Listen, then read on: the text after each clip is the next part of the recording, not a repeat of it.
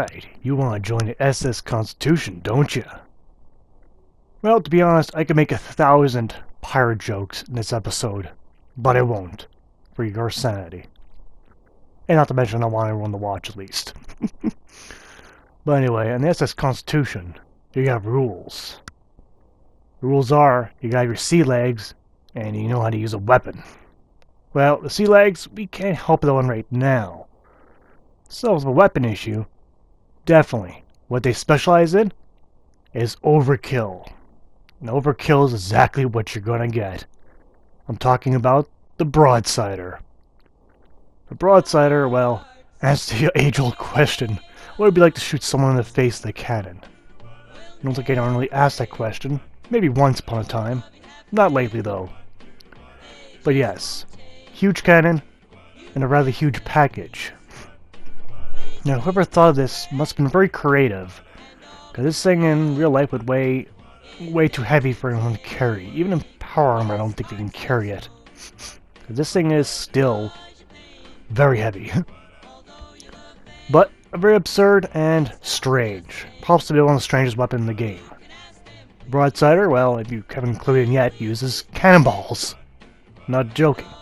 The good old 15 pound, 20 pound, 5 pound, I'm not sure which size they are. They fire the old lead balls.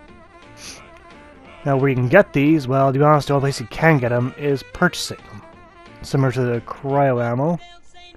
You must only get them from vendors, and only then you must find the weapon first. You can't buy it beforehand. Oh, and I think there's a couple you can find around some forts, but they're very temporary. Now when firing this weapon, notice that the arc is a bit wrong. The loading cycle is a bit long as well. So it's a bit of a funny learning curve. You can't just shoot straight, you must aim upwards, because the trajectory is rather weak. Even though it's only like a medium distance, I must aim up already. Which is a bit unfortunate, and not to mention our loading cycle is quite long. Okay, before I start talking about any numbers, keep in mind that I do have my heavy gunner perk maxed out, so we'll see the full damage value. Now, for upgrading, to be honest, we have nothing to customize here. We only have one path for all three categories.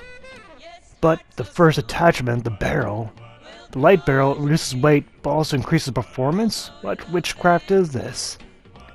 But I'll be honest, without it, this weapon becomes too heavy to use. So we'll take that on. The grip, well, steady grip. Like why would you choose no to any of these? For steady grip, this increases accuracy slightly.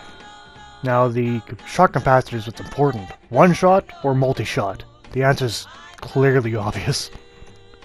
You want it to hold up to more ammo. But man, does this thing get heavy. So yes, almost 30 pounds now of weight. Okay, now in shooting range, we can see we shoot 3 shots now. But reloading cycle is only 1 cannonball. Don't ask me how these physics work. I'm not going to explain it. I don't know how to.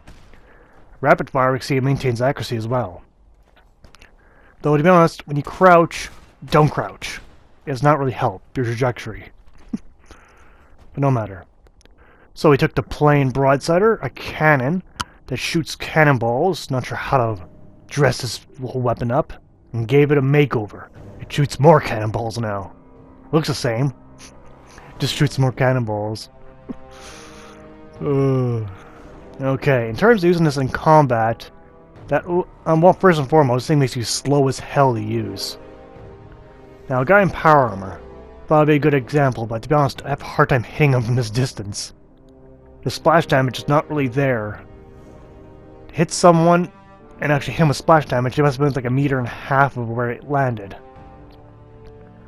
So, it is powerful, but that's the first problem, is hitting your opponent with it directly. Splash damage is not really the best way to go, because you use up a lot of ammo doing that. It took me too long just to get the ammo I had, and I'll be using a lot of it for this review. But for the most part, it does wipe out raiders pretty well. They don't stand much of a chance against it. Although, I had to use through 2 to 3 shots just to kill one of them. Moving on from that, I decided to go against some super mutants. Now, a direct hit with the cannonball obliterates just about anything I found. Even in VATS, when I'd say it wouldn't kill him, it does. Strange. The damage is not very consistent at that point then. I wouldn't call that terribly reliable. I can't tell how much damage it's going to do. But with some careful aiming, it does just fine. You know, it penetrates between past 2 opponents even. So yes, 1 hit and 1 kill. So I decided to go against the Big Queen.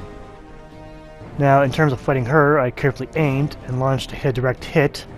Only took off a quarter of her health. But on the 3rd hit, I actually crippled a Mylar Queen. First time I've ever done so. Pretty helpless at that point, so I decided to finish it off.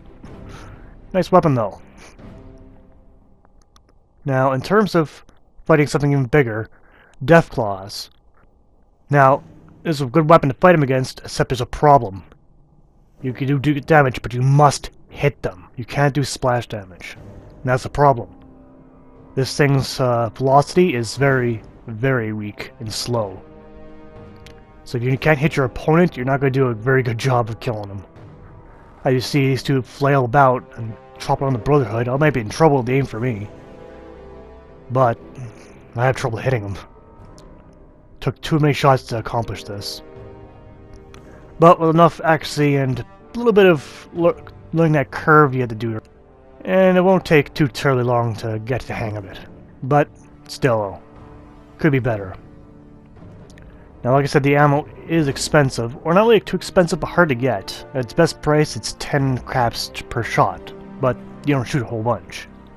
But you only can buy 4 at a time. It's slow getting this ammo.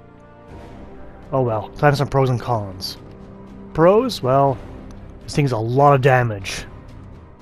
Its ammunition's not too terribly expensive, and it's pretty fun to use. On the con side, however, the firing type has a learning curve with the whole arc thing. The ammunition can only be purchased. It's extremely heavy, and regardless of upgrade or not, the magazine is shallow, and the splash damage is not really there in those ammunition rounds. So to be honest, a lot more cons than pros of this. I was expecting a little bit better from this weapon, but it's simply how it is. And that is my thoughts on the broadsider in my analysis. So, you've successfully joined the crew. Now get ready for your sea legs. Wait, never mind. The ship isn't going anywhere. So sorry to crush your dreams like that. But hey, at least got a nice cannon out of it. And pretty nice hat to boot. But, in terms of weaponry, to be honest, I would pass on this one. As neat as it is, there's much better weaponry out there. This thing's powerful, but you really gotta hit your opponent. If you miss, well, you got 2 to 1 shot left, and it's a long reload cycle. But anyway, as Weapon Showcase, thank you for watching, and see you next time.